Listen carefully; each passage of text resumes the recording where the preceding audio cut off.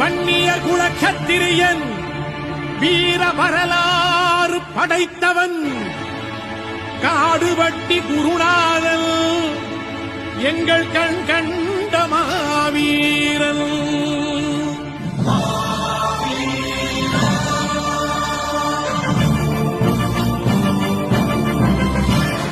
மாவீரன் மறையவில்லை மண்ணுக்குள்ளே, அவன் மலை போல எழுந்து விட்டான் மனசுக்குள்ளே. அவன் மலை போல எழுந்து விட்டான் மனசுக்குள்ளே, எங்கள் மனசுக்குள்ளே.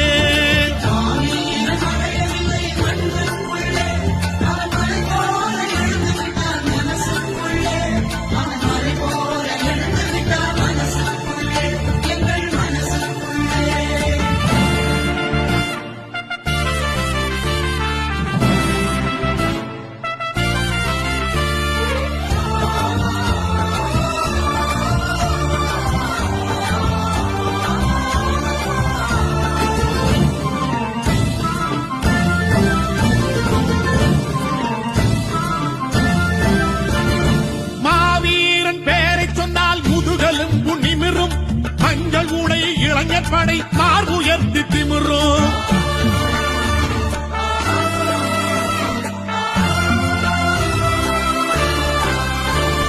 மாவீரன் பேரை சொன்னால் முதுகலும் நிமிரும்.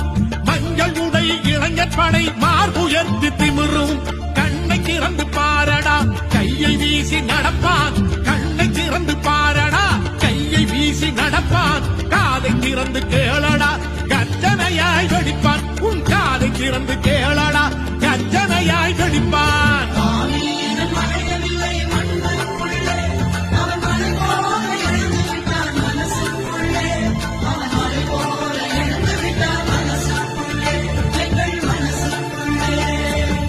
எங்கள் ஆட்சி வந்தால், அன்புமணி அவர்கள் முதலமைச்சராக வந்தால், பிள்ளைகள் படிப்பதற்கு இலவச கல்வியை கொடுப்போம்.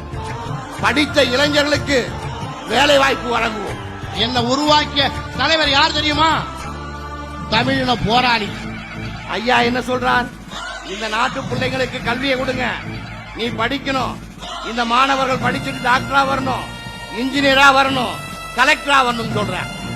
உனக்கு இடஒதுக்கீடு வாங்கி தரேன், உனக்கு வேலை வாய்ப்பு வாங்கி தரேன், உன் வறுமையை விரட்டுறேன்னு சொல்லி இந்த ஒட்டுமொத்த வன்னிய மக்களையும் ஒன்று சேர்ந்ததால் தான் இன்றைக்கு ஐயா வந்த பிறகுதான் இன்றைக்கு தமிழ்நாடு தப்பிச்சு. தீண்டாமை ஒழிய வேண்டும் என்று சேரிக்கு சென்று போராடிய ஒரே தலைவர் இந்தியாவில் எங்களுடைய இனவான காவலர் மருத்துவரையா மட்டும்தான். மாமன்னன் ராஜராஜன் பேர பிள்ளை, மாமன்னன் ராஜராஜன் பேர பிள்ளை, எங்கள் மருத்துவர் ஐயாவில் மூத்த பிள்ளை, எங்கள் மருத்துவர் ஐயாவில் மூத்த பிள்ளை.